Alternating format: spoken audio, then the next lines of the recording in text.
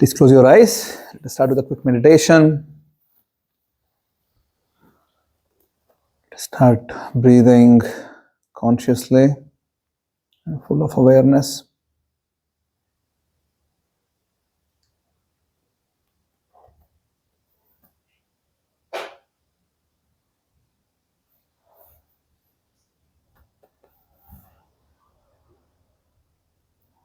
As soon as you close your eyes, the mind will start offering different alternatives to think about. Let us pause them, understanding that now is the time which is for ourselves, not for the mind.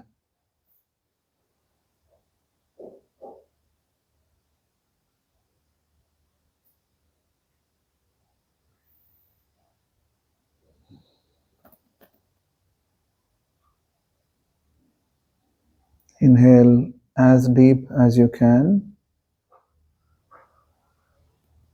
And exhale slowly.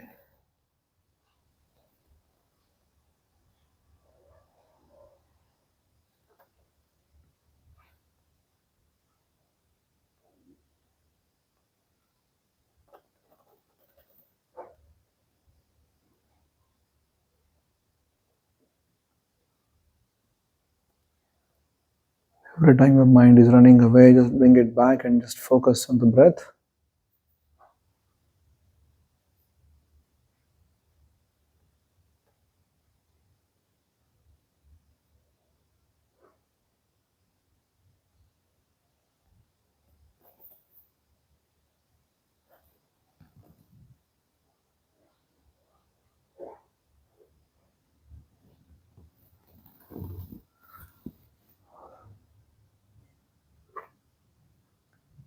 Please start understanding that we are different from our thoughts, different from our mind, different from everything which is surrounding us, including our bodies.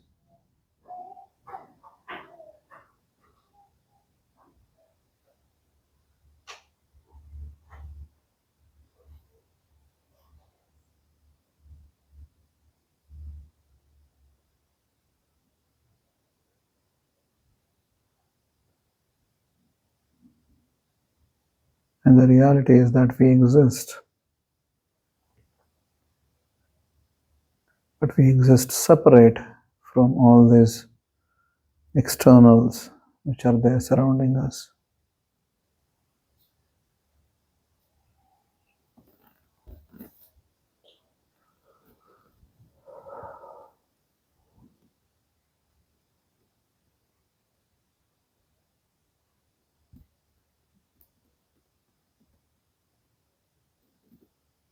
This state of equilibrium, let us recite the mantras. Please repeat after me. Om Namo Bhagavate Vasudevaya. All of us. Bhagavate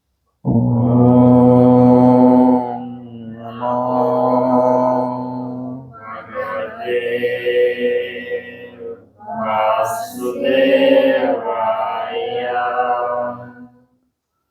Om Namo Bhagavate Vasudevaya.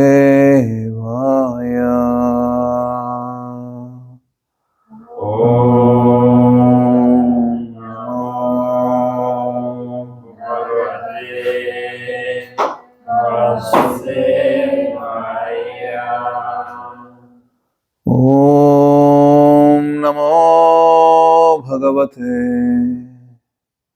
Vasudevaya. Om Namo Bhagavate Vasudevaya. Narayanam Namaskritya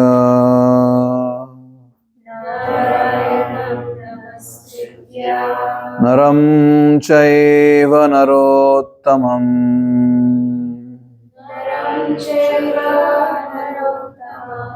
Devim Saraswatim Vyasam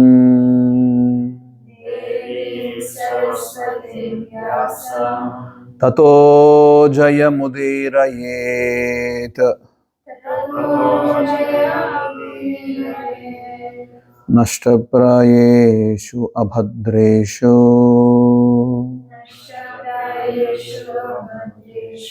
Nityam Bhagavata Sevaya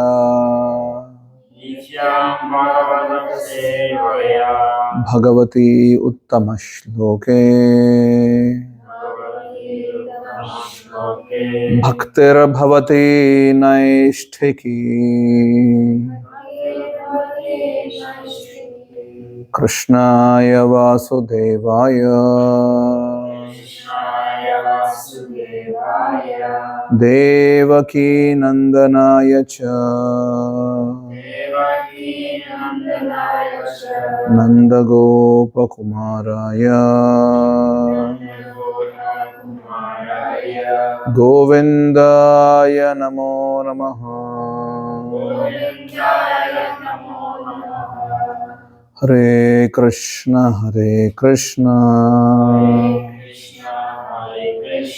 Krishna Krishna Hare Hare Hare Rama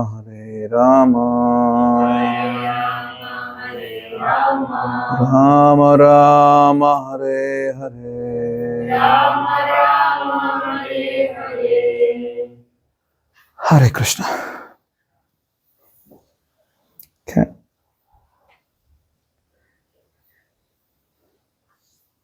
You want one more chair or something? No, you're able to. It's okay. You can share. It will not break, I think. We'll get to know if it breaks. Good. This one. So let us resume back what we were discussing on Gita before the summer break started. So you can all open your phones, Veda base.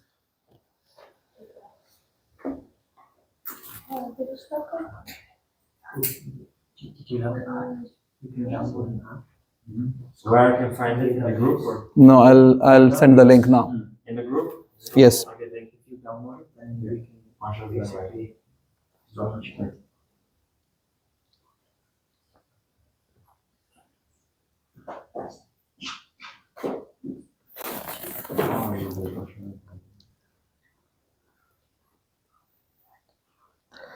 So we'll be moving to a concept called as moving from the concept called as Buddhi Yoga in Gita. I'm just sharing the link now.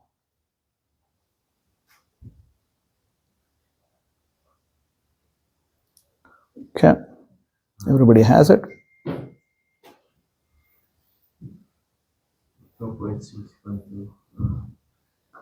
Yeah. Please repeat. Dhyayato Vishayan Pumsaha Sangasteshu Pajayate Sangat Sanjayate Kamaha Kamat Krodho Bijayate. Let us recite the next one also. If you just scroll down in the link, there will be a tab to press next. You can press that. Krodhad bhavati sammoha sammohat smriti vibhramaha smriti bhramshat buddhinasho buddhinashat pranashyati. Okay, anybody else would like to give a short reciting? 62 and 63.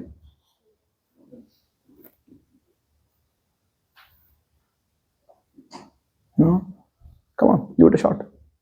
You can do it, come on. 62. ध्यायतो विषयान् पुंसः ध्यायतो विषयान् पुंसः सङ्गस्तेषु उपजायते सङ्गस्तेषुपजायते सङ्गसञ्चयाते कामः सङ्गात् सञ्जायते कामा कामक्रोधोऽभिजायते कामात् क्रोधोऽभिजायते. Yes, Mihir, next one.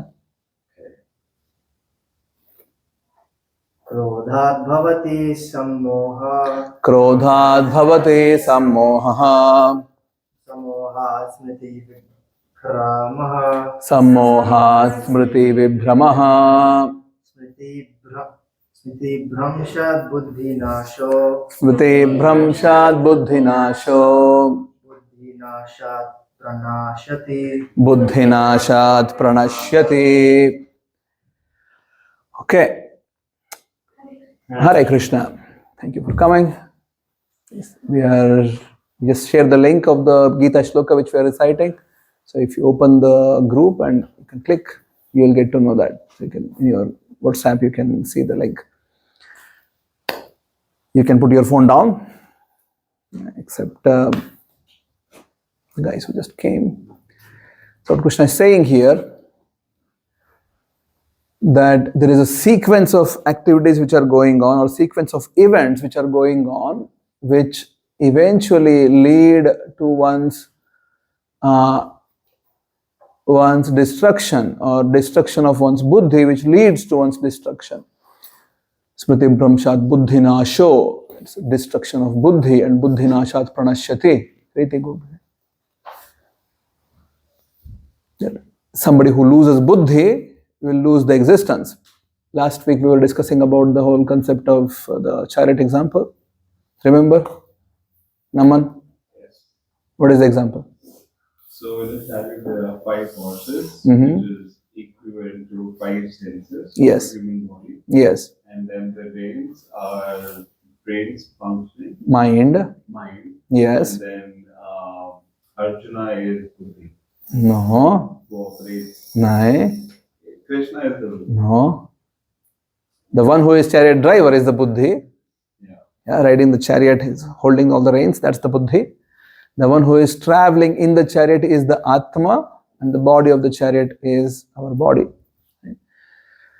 So we have discussed quite at length how letting the senses drive our life will eventually, it's just common sense. Imagine 5 horses are pulling an object. Right? Imagine this is tied to 5 horses, and the 5 horses are running. What will happen to this? What will happen? Nothing will happen? It will just break apart, right? This is just common physics. So that's what Krishna is saying here, that it all starts with the first thing, dhyayato vishayan pumsaha. You start contemplating. Dhyayato. We all contemplate on so many things. First time you're going around, you see a billboard ad or whatever in your Facebook or ad or Instagram ad, wherever. There's one ad about the next iPhone coming. Right? It has these features, or the next travel destination, or the next whatever. Right? Dhyayato, you start thinking about it. Isn't it? So you see, oh wow, this is nice. I should also get this. Right? You start thinking, contemplating, dhyayato, vishayan. Vishaya means the object of senses. Right? So there are senses and there are objects of senses, like that which is seen, that which is heard, that which is tasted, that which is smelled, that which is touched. And these are the objects of senses. When we start contemplating on objects of senses, dhyayato vishayan pumsaha, man, sangasteshu pajayate, that you start feeling attached to that object. Sangha means attachment. So you see, you hear, you taste, and then you start contemplating, and then attachment is grown towards that that subject, whatever it is. Sangat sanjayate kamaha. When you have developed the attachment, then there is an intense desire. Oh, I want this. Kamat krodho bijayate. That if that desire is not fulfilled, it results in anger. Yeah. If it is fulfilled, that will result in extra greed. I want more. I want more. I want more. And unfulfilled will result in anger. Krodhat bhavati sammohaha. Once you start getting anger, you will start losing the steady consciousness. Sammohat smriti vibhramaha. That is the meaning of smriti vibhrama. And your good consciousness is not playing anymore. Smriti bhramshat buddhi nasho. And your buddhi is not there in the picture anymore. Buddhi nashat pranashyati. There is no buddhi operating. There is no chariot driver. Yeah. We will meet with our eventual destruction. Now, this is not to make you feel like, oh my God, there's so much of pessimistic view here. Right? I feel like it. But this is reality. This is how life will go on. And will go on forever like this. If we are not careful, this will continue to go on forever. Now, please close your eyes. Let us do a quick, very real, thought-provoking meditation. I want all of us to think the whole sequence of events, or at least the parts of it in our own lives. Just be extremely honest. I'm not going to ask back afterwards unless you want to share it. So just think this sequence that you saw something, or you heard about something, you tasted something, you touched something, smelled something, dhyayato, you started contemplating about it, vishaya, anything whatsoever in your whole life so far, in whatever number of years you have lived, in this experiences, or the first point of attachment, dhyayato vishayan pumsaha, sangasteshu pajayate. You started feeling that, yeah, I want this. I really want this.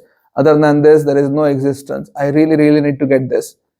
Now, this sort of feeling, intense feeling that I really want to get this. And then sangat sanjayate kamaha.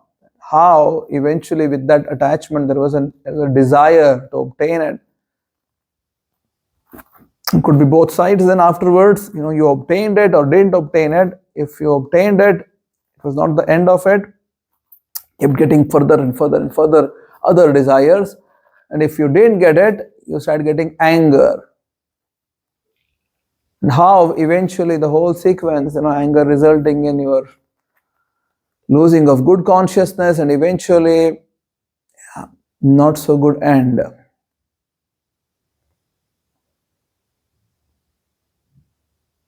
And you can be honest about it. I'm not going to ask back. So just meditate how this is a very logical sequence which Krishna is presenting. This is how every living entity is sort of getting cycled through the cycle of birth and death, or different lives.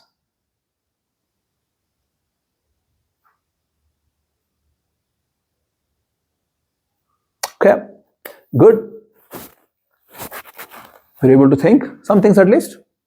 Yeah? Anybody were just like, oh, I don't even know what he's speaking about. Yeah? You're able to think about it?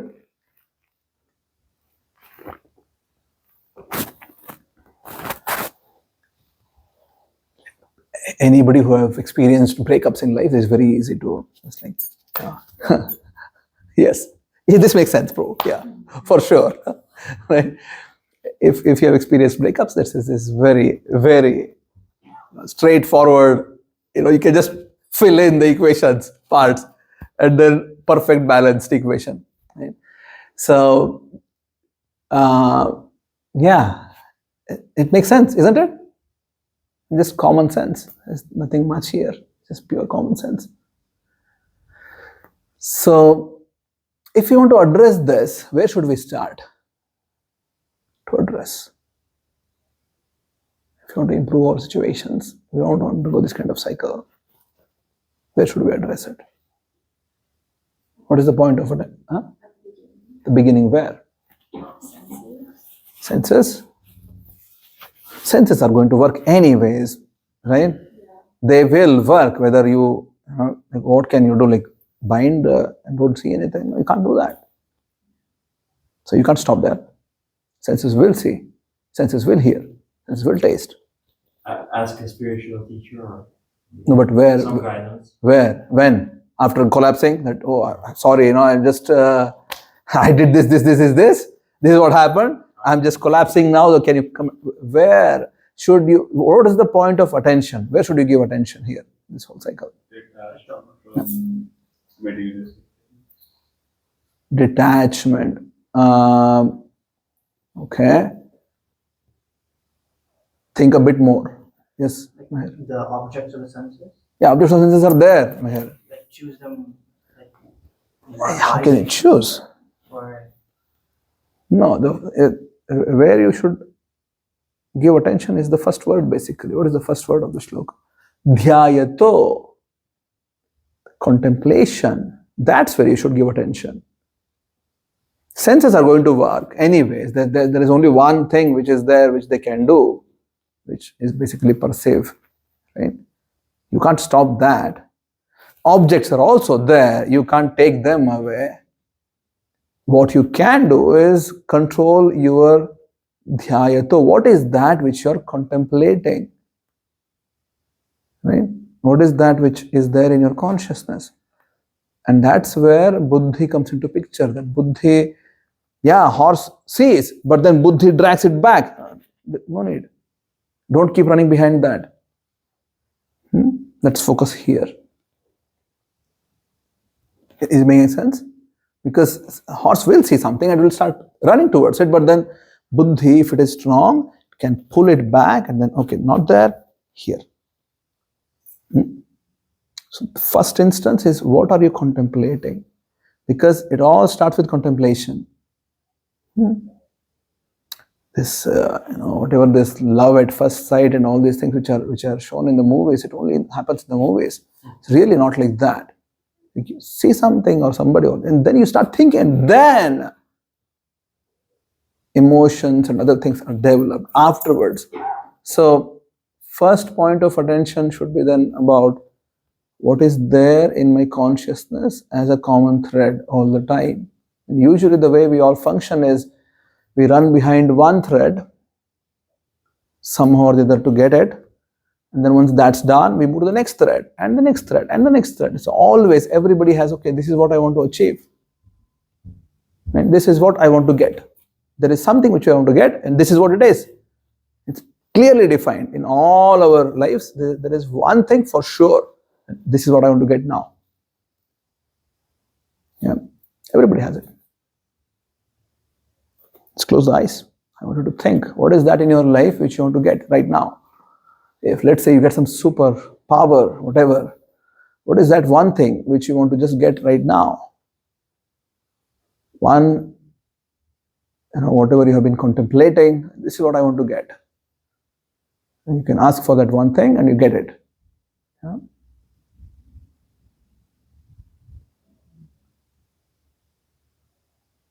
You don't need to tell me, so just be honest. So, I hope you have it. And see, that's everyone has something or the other. I want to get this. Maybe the next house, it may be the next job, it may be the next promotion, it may be the next whatever. Right? I really want to do that. Yeah? So, and that's where we need to be a bit attentive. What is that next thing I want to get in life? And if we start becoming attentive in that, everything else will be much more easier to deal with, because everything else is just a detail, how things happen. It starts with, what am I contemplating constantly? Because you will eventually, anyway, you're running behind it, and you will put your full energy in getting that done, and then eventually you will see yourself when you look back, my God, what did I do all these years? What's going on? I don't even know. Right? The whole life will be like then a cycle of multiple experiences like this, and we just never learn. We think that, oh no, next thing is going to be better than the previous one. Right?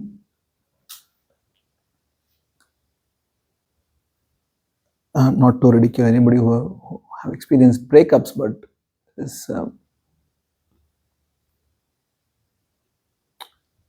I had this experience once myself, and my friend was like, he was just making joke, of course, but he was like, don't worry, next one will be better.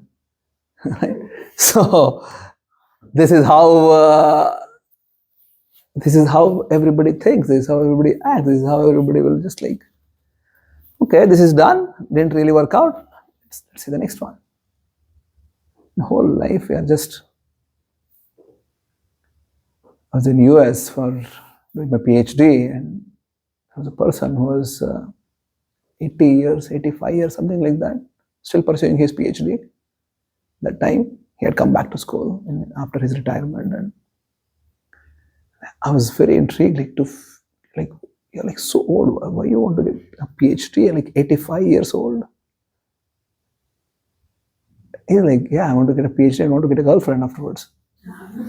Wow, that's quite a objective for life.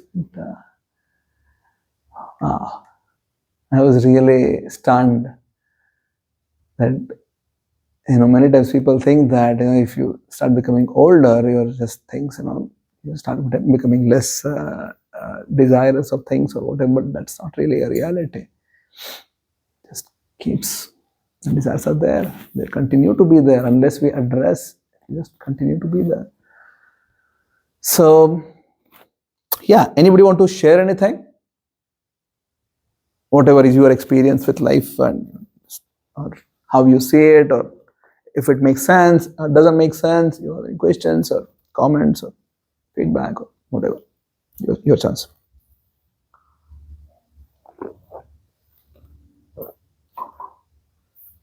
No? So, my wife works at Yamaha, and last week she came from office and she was like, Yamaha offers 20% discount on all the bikes and motorcycles. Yeah. And I had one back in college, but I thought Preeti, you're leaving? Okay, sure. I thought it would be a good idea to have a sports bike, and it's really interesting. So I started exploring bikes, then we ended up on one bike. Okay, this is what I want to get. Then I started watching more videos on bikes. Then I ended up at a bike which is 4 times of what the previous bike costed. Then eventually we decided that we want to go ahead with it because there were signs that I shouldn't go for bike. And in a way, my body took control of my senses and my decided that I want to go ahead with it. Yeah. Very good example. That's how the whole advertising industry tricks, right? In the beginning, there is an offer here. Then, wow, there is an offer. You end up spending much more than what you would have spent. So that's the trick. It's some clever marketing. Yeah, it's very interesting how our mind works. The moment there is an offer, oh wow, there is an offer, I want to get it. People actually end up spending much more.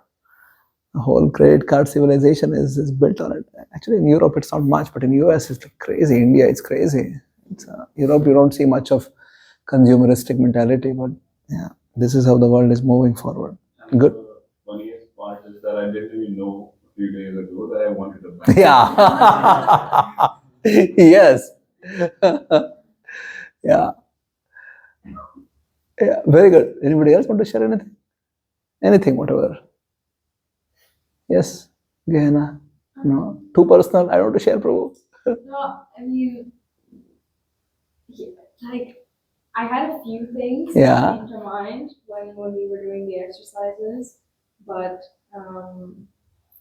like for example, if a goal would be to like live a healthier lifestyle, contemplating on that. It's okay. It's fine. Okay. That's fine. Yeah. So it depends on the nature of the desire. Yeah. Having a desire to live a healthy life is perfectly fine, because if you're healthy, then you can also practice spirituality. If you're not healthy, there is just no way you can do anything. That also includes spirituality. So it's okay. Yes, Meher. I also had something like I had a dilemma as well. It was like I had a phase where I was after like at the end of studies, I was very ambitious. I wanted to get the best job, start off on the right foot, and then make my way up, be financially successful, and then when I started getting into spirituality more, I realized that's not the goal. So then my ambition suddenly came down completely. But then I was also thinking that I do need to earn money sustainably in the long term. Yes. So yeah, to keep a little bit of that ambition alive, but is that the right thing to do or wrong thing? I was not sure how to look at it. You should hear to last week's discussion. We had like quite at length discussion on this last week. I don't think we have posted. All the videos are in my phone yet. So, but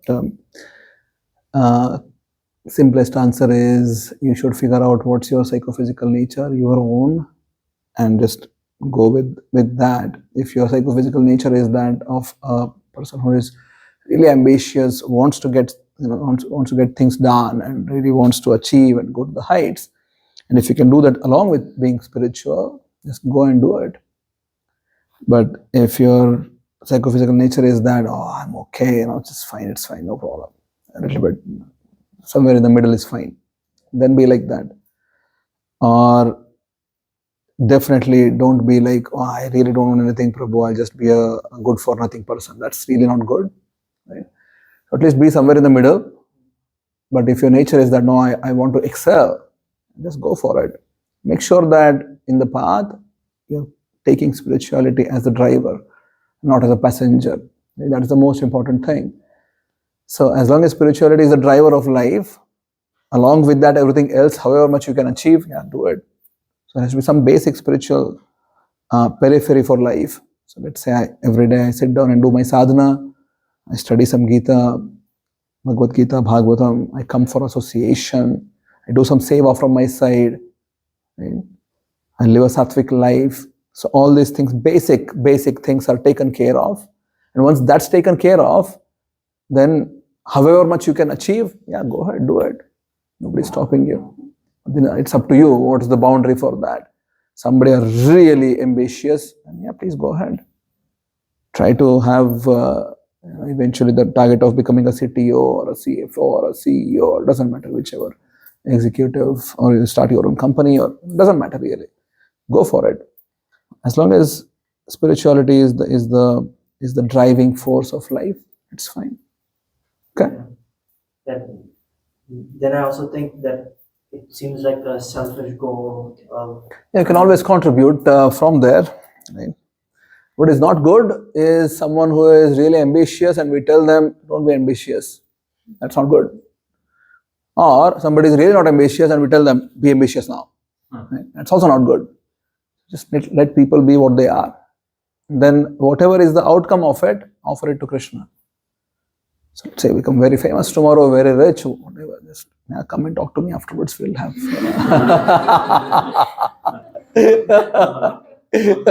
remember this day, and then yeah, we'll have enough things to do, right? So just please remember, I really need help also. So I have a lot of projects which are there in mind, and want support. Yeah.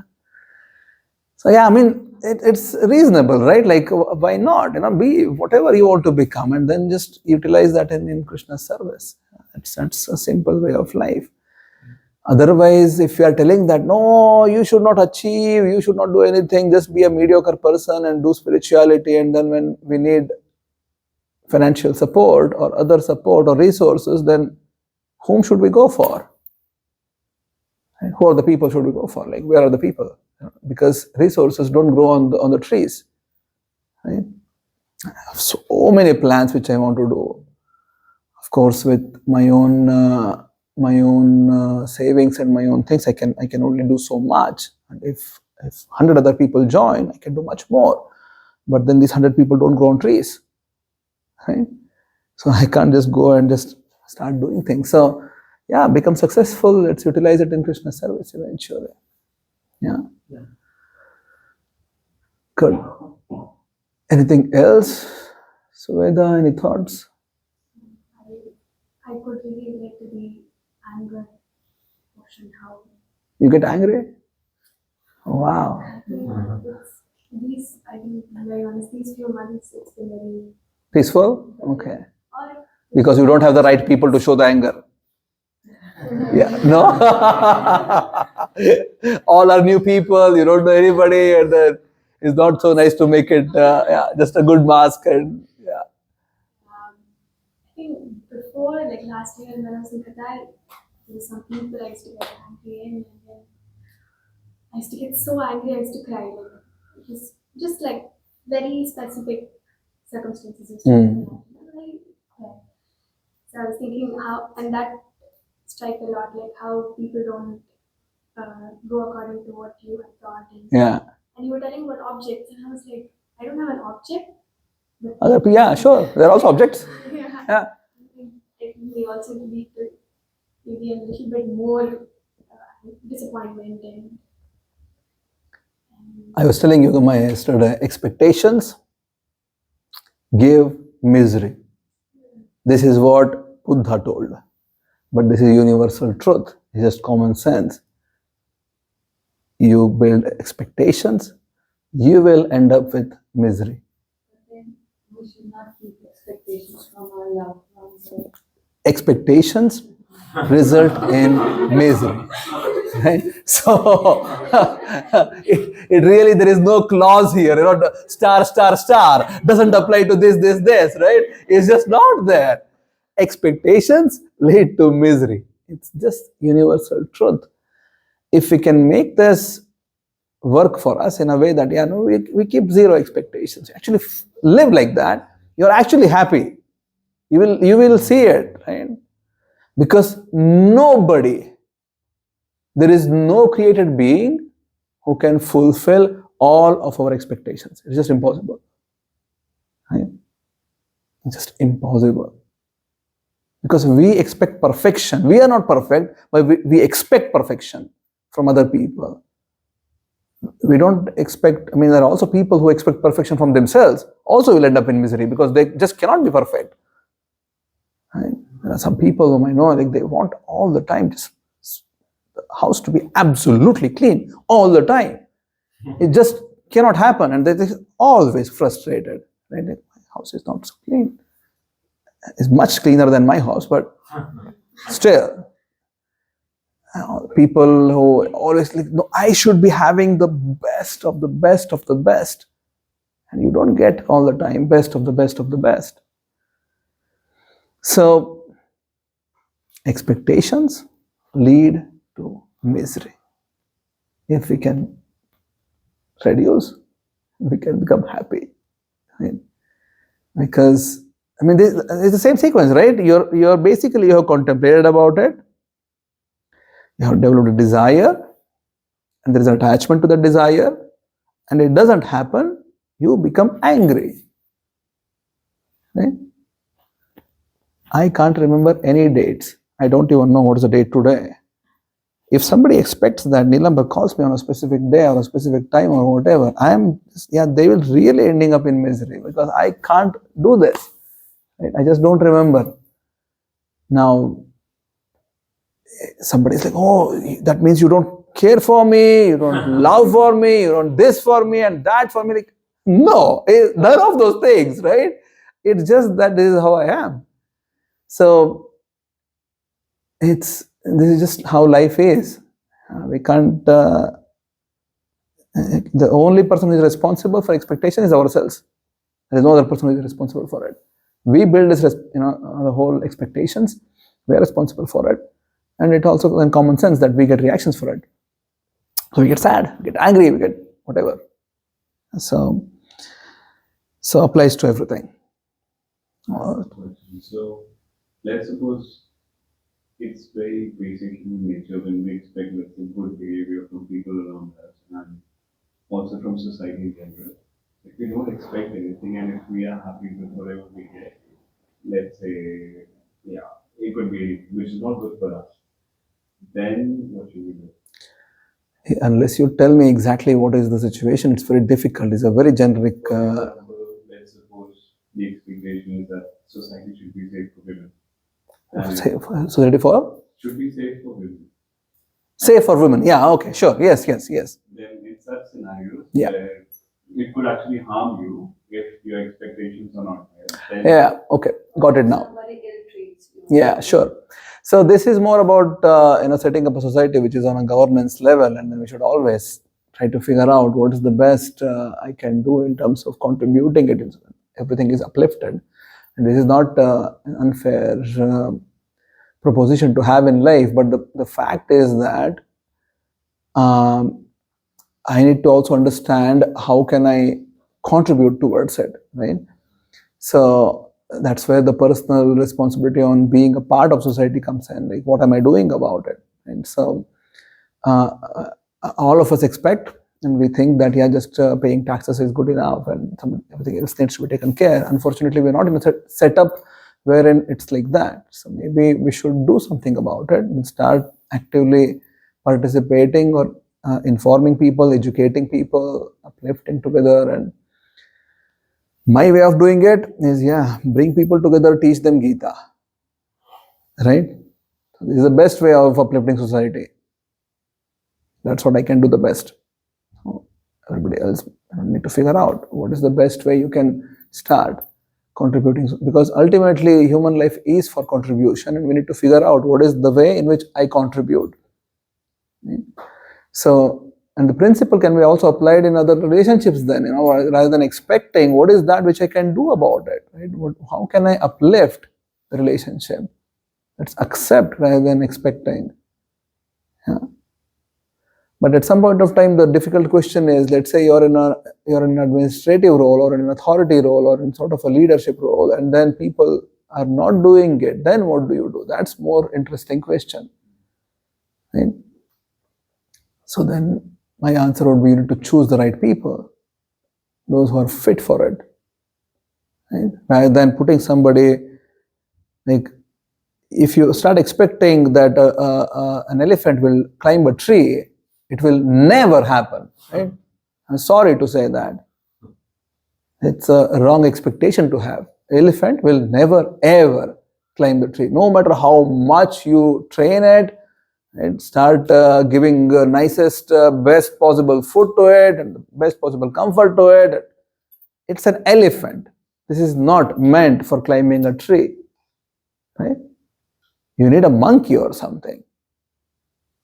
Yeah. Or in other words, so being a leader means that you need to be able to think about it. Like, what exactly you need? Who's the right person who can get these things done? On a relationship level, in most of the times, you're stuck, right? You can't really get everything in life. So then you start living a life in which you accept, and then, okay, this is an elephant. Let's try to see how I can best use elephant's strengths, because elephant does have strength, a lot of strength, not in climbing trees, but something else, right? So let's utilize that then. Yeah. And sometimes even in leadership roles, it could be like that. You're stuck with somebody, and then the same principle then has to be applied there also. Okay, let's just use this. Yeah, let's use the best, whatever they can do. Good. Any other thoughts, Riti? No thoughts. Okay.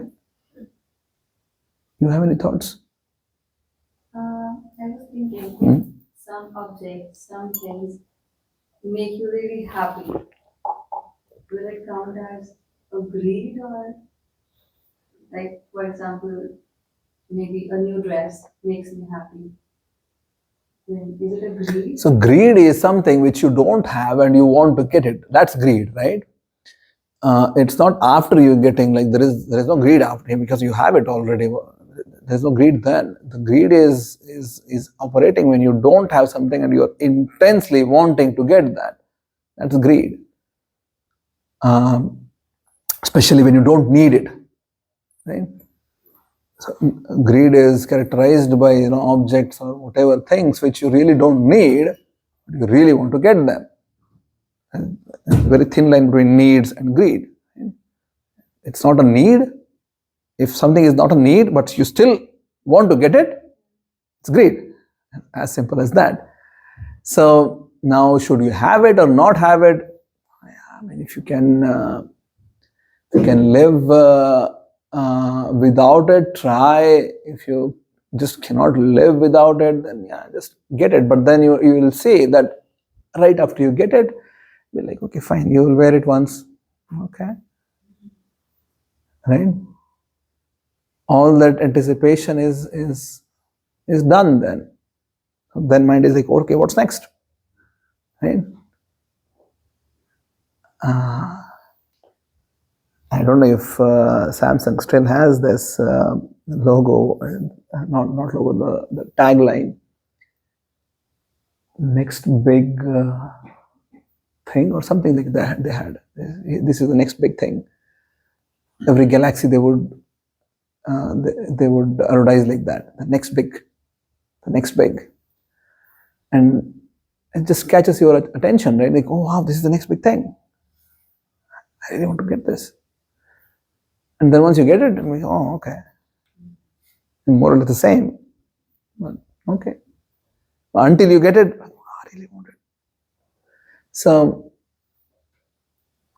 that's how the entirety of material creation sort of keeps us enticing one after the other, and we just keep running behind, never understanding that whatever I'm trying to seek is really not the true one. The true, real, actual happiness is within me, is not outside of me, it is within me. And rather than running inside, I'm running outside. And that's why eventually I'll get frustrated, because I'll never ever get. So this whole run is about getting eternal happiness which never dies, which never fades off. It's just not there. It's just non-existing. Srimad Bhagavatam gives example of sugar cane. Have you eaten sugar cane? Juice? Not juice, just sugar cane, stick. Yeah, of course. Do you know this? Yes. You know this? Sugar cane. You take a bite of sugar cane, start chewing. How many times can you chew? Have you done this, Maher? How many times can you chew? Have you done this, Yoga Maya?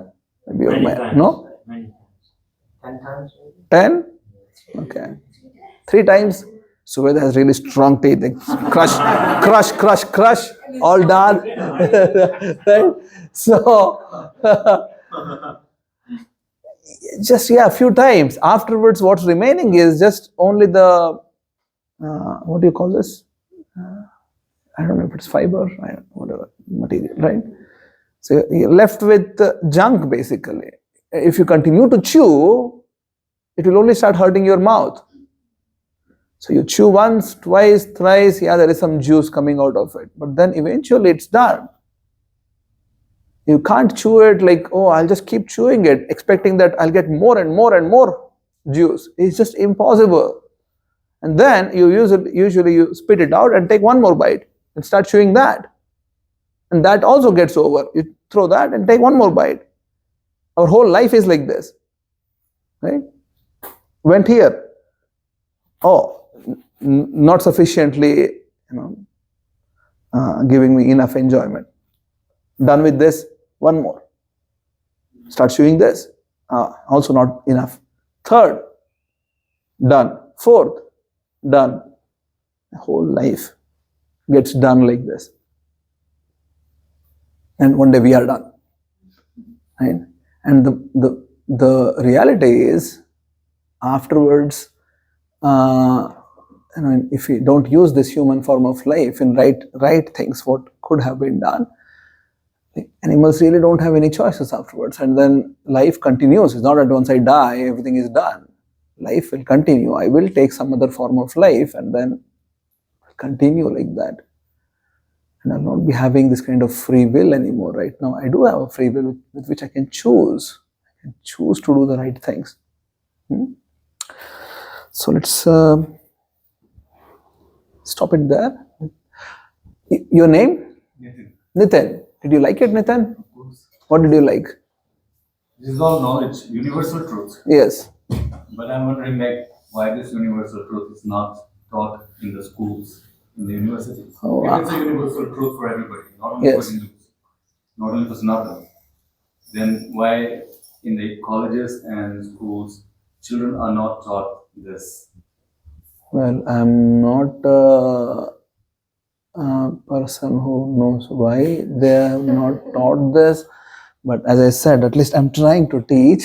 So our wish is that we want to go to university and other places to teach these things, because as such it is not being discussed anywhere. This should have been a curriculum everywhere. Then we would have had a different human race, which is not really madly running behind enjoyment but is also sensible. Unfortunately, it's not the situation. We are living in a consumeristic society right now. We just only focus on consumption, and not contribution, right? So, and the whole society is built like that, unfortunately. So let's just try our bit now, and we see how much change we can bring about. And if we can bring it all, then it's fine, and then we try. Eventually, maybe one day, the leaders of the society will wake up to the understanding that no, we need to change. Some structural change is needed. Imagine we were taught of these things as the first principles in school. This is how you have to live. Your life has to be based on spiritual values. Right? We're not talking about anything about God or whatever, right? We're not talking about any of those things. These are like foundational truths, how you should live. Who are you? Are you just these bodies? Right? Imagine if this was taught to children in 5 years kids in the school. The whole thought process would be framed in a way that, yeah, I will live a spiritually contributing way my whole life. But we have been taught in the opposite, like 180-degree opposite way. Now we have to unlearn now. It's so difficult for us because to unlearn, the whole education system sort of built us for being a labor somehow, right? Just extract, and somehow consume, and try to be as happy as one could be. It's just not possible like this. So I think this is a sign that Gurukulas will come back. yeah, maybe one day. It's coming back, actually. Yeah. This is- In some places it's starting, so it's good. One day it will come back, perhaps. So good. Just schools, if you not send your kids and they be there, just like school. Come back. You want to share anything? No. Fladdy, No, I'm good. Thank You're you good? for listening. Yeah, good. everything was good. Everything is fine. Yeah. You want to share anything? Может, спросить или что-то поделиться ничем. Okay. You want to share anything, Archie? I was just thinking, like, you mentioned the cycle, like, it starts with a desire, attachment to the desire, and then what is next? No, it starts with contemplation, Contemplation, and then attachment, and then desire, and desires which are fulfilled or unfulfilled, getting into anger, then anger giving, Agreed. yeah, or greed, and then smriti, bhramsha, having no common sense anymore, then buddhi nasha, destruction of buddhi, buddhi nashat pranashyati. And so it is mentioned that you should already like, be conscious of what you're contemplating. Yes, that's where we should be. Yeah. What if you're already past that? Oh, or if already you have passed contemplation, you already have attachment. It's good. So a bit of unlearning needs to take place then, that, oh yeah, let's understand, let's analyze about it, let's think about it, let's see others' lives who have perhaps have done the same track and have been really ending up in misery, right? There is a statement in English that experience is the best teacher, right? You have heard of this? Everybody have heard of this? There is a second part to it. Yeah. The fool learns by no other way. Yeah. An intelligent person learns by others' experiences. Right? You don't need to experience everything yourself to learn. You look at things. Oh, okay. So having a bit of you can always use your buddhi to pull back the strings. No matter which place you are in this whole cycle, in the beginning or in the end, as long as you have a human existence, you can always pull the strings. And maybe it's a bit difficult in the last phase. Everything feels like, oh, my life is like totally torn apart. I don't know what to do. Still, one can stand up and then, okay, I'll start pulling the strings now. So, and then you can sit down, and then when Vladi's opinion also can come into help, that you take some guidance from people who can help. And then, because sometimes when you hear from others who are perhaps knowing a bit more than you, or hear from the Gita or Bhagavatam, it sort of gives empowerment to buddhi. It gets a bit of external support. And then with that, you can stand up and then, okay, fine. Now buddhi feels like, oh, okay, I have some support. Somebody else is supporting me. I can also do it. Otherwise, buddhi feels like, oh my God, like, this whole senses and all this mind, they're just really okay, let them run the show. I'll just be like this. And buddhi is really not empowered then. So to empower buddhi, you need to start feeding it some food and association, right mentorship, and studying shastras, even eating nice prasadam. All these things can help. Okay? Good. Any other questions? Mm-hmm. Is there a reason why the mind never learns that going behind objects is going to lead to dissatisfaction? Or it's the nature of the mind to... Mind has nothing to say here at all. There are only two people who have the say. Either the horses or the chariot driver. Mind just follows one of them. Has no say whatsoever. Either the senses drive, the horses drive, or the person actually controls the horses and then he controls the mind. The rope, you think about it, yeah? So, rope is rope. Right? Rope will go with either with the senses or with the buddhi. Because rope is rope. So, if the horses are riding the show, then mind will think, oh, great, okay. If the buddhi is running the show, mind is like, oh, sure, no problem. Right? It will never object to, object in the sense, it will not fight with neither the horse nor with the driver. It will just go with it. That's what is mind. Yeah? So the one who should be really awakened is the buddhi. Mind will never awake. No matter how strong the rope is, it will never ever drive the horses. Right? The horses need to drive. Somebody needs to control the horse. That's when the analogy is like pinpoint. On dot. It's Kathopanishad. Amazing. So good. Good. Let's have Kirtan then. And we have Ananga Manjari. And we'll have Kirtan. Thank you so much. Hare Krishna. Hare Krishna. Thank you. Please study the next, let's say, 2-3 verses for next week. Come prepared. Okay. Next week class will be given by Yoga Maya because I'll be in Berlin. The week after.